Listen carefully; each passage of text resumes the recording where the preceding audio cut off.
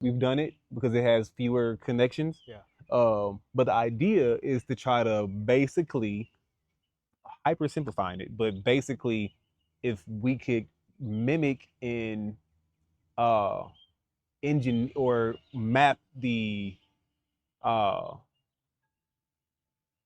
neural connections of, let's say, like a, let's say like a bird, whatever kind of bird, let's say a blue jay, something like that, Yeah. right?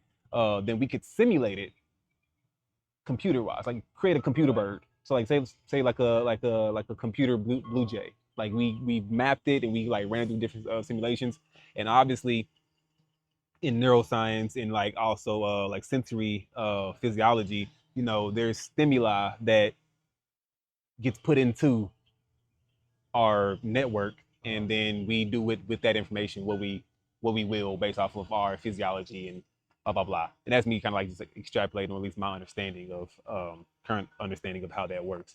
And so I like to imagine like a world where we have like, and this could be like, very invasive in terms of like the general population. People will be skeptical of this. Yeah. Like when I say it, it'll be like, oh, privacy laws and privacy, blah blah blah. But I imagine like a, let's say like you have like 10 hectares of land that you want to preserve. Humans aren't able to be there, right? But you have a specific species in which rely on many species, an ecosystem that rely on that land being preserved. Um, but you don't want to introduce any invasive species or invasive pathogens or whatever into it. So you don't really want to go in there.